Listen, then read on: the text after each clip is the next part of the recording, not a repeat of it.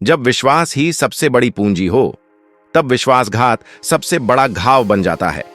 जरा सोचिए, आपने सालों तक खून पसीना बहाकर पैसे जोड़े, किसी पर भरोसा करके वह पैसा उसके पास रख दिया, और जब एक दिन वापस मांगने गए तो वह कहे, मैं तो आपको जानता ही नहीं। उस समय कैसा लगेगा? आज की कहानी ऐसे ही एक साधारण इंसान की है, जिसने अपनी ईमानदारी, धैर्य और एक समझदारी भरी चाल से अपना खोया सम्मान और पैसा दोनों वापस पा लिए। इस कहानी में है अकाल, गरीबी, विश्वासघात और एक बुद्धिमान इंसान की चाल, जिसने एक लालची आदमी को उसी के जाल में फंसा दिया। अंत तक जरूर पढ़िए, क्योंकि यह कहानी सिर्फ मनोरंजन नहीं, एक सीख है। जो लोग चुपचाप मेहनत करते हैं, उन्हें हराना इतना आसान नहीं होता। अगर कहानी अच्छी लगे तो लाइक करें, शेयर करें और कमेंट में लिखें आप किस जिले से देख रहे हैं। चलिए शुरू करते हैं आज की कहानी। पश्चिम का एक छोटा सा गांव था, नाम था बिलासपुर। उस गांव में लगातार 2 साल तक बारिश नहीं हुई। खेतों की फसल जलकर राख हो गई, तालाब सूख कर फट गए। लोग एक वक्त का खाना खाकर किसी तरह जिंदगी काट रहे थे। इसी गांव में रहता था एक युवक, नाम था माधव। गरीब घर का लड़का, लेकिन बेहद ईमानदार और मेहनती। एक दिन माधव ने सोचा, इस तरह बैठे रहने से काम नहीं चलेगा, काम की तलाश में दूसरे गांव जाना ही होगा। वह पैदल चलते चलते पास के गांव गोपालपुर पहुंचा। वहां एक बड़े व्यापारी रहते थे, हरिलाल बाबू।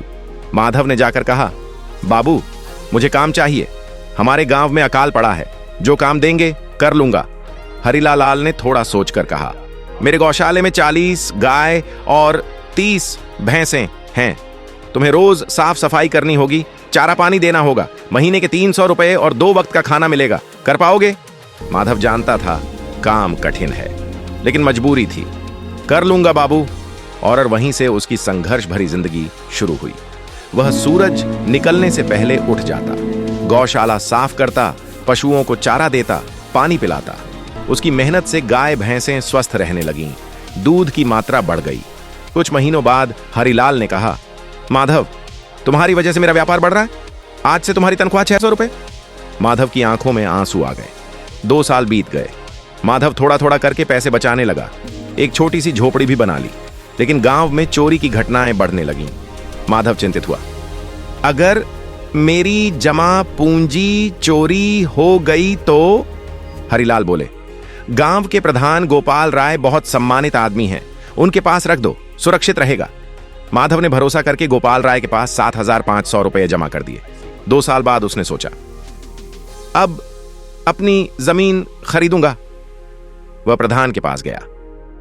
प्रधान जी, मेरा पैसा वापस चाहिए। गोपाल राय ने ठंडे स्वर में कहा, कौन सा पैसा? कोई सबूत है? माधव स्तब्ध रह गया। मैंने आप पर भरोसा करके दिया था, बिना कागज के मैं कोई पैसा नहीं रखता, जाओ यहां से। उल्टाटा उसे अपमानित करके भगा दिया। माधव टूट गया, लेकिन चुपचाप सारी बात हरिलाल को बताई। हरिलाल मुस्कुराए। लालची इंसान लालच में ही फंसता है, एक उपाय है। अगले दिन हरिलाल एक बड़ा लोहे का संदूक, जिसमें 50,000 रुपये थे, लेकर गोपाल राय के घर पहुंचे। मैं शहर में व्यापार बढ़ाने जा रहा हूं, ये 50,000 रुपये हैं, आपके पास सुरक्षित रखना चाहता हूं। गोपाल राय की आंखें चमक उठीं। बिल्कुल ललकुल रखिए। उसी समय माधव वहां पहुंचा। गोपाल राय नाटक करते हुए बोले, अरे माधव, तुम्हारे 7,500 रुपये तो तैयार ही थे, उस दिन पहचान नहीं पाया, गलती हो गई थी, और तुरंत पैसे लौटा दिए। हरिलाल सब समझ गए। उन्होंने कहा, आप तो सच में बड़े ईमानदार निकले, तब तो मेरा पैसा भी सुरक्षित रहेगा। इतने में उनका आदमी दौड़ता हुआ आया। बाबू, शहर के व्यापारी यहीं आ रहे हैं, जाने की जरूरत नहीं। हरिलाल हंसकर बोले, तो फिर पैसा रखने की भी जरूरत नहीं। वह संदूक लेकर चले गए। गोपाल राय बैठे रह गए, अपने ही लालच के जाल में हारकर। माधव ने अपनी जमीन खरीदी, मेहनत से खेती शुरू की। कुछ वर्षों में वह आत्मनिर्भर किसान बन गया। उसने सीखा, भरोसा करो लेकिन आंखें बंद करके नहीं। और हरिलाल कहा करते थे, जो इंसान ईमानदारी से कमाता है, भगवान उसे कभी अकेला नहीं छोड़ते, और जो किसी का हक छीनता है, उसका हक भी एक दिन उससे छिन जाता है। ईमानदारी कभी व्यर्थ नहीं जाती। लालच इंसान को अंधा बना देता है। अन्याय का जवाब बुद्धि से देना चाहिए। चुपचाप मेहनत करने वाला इंसान ही अंत में जीतता है।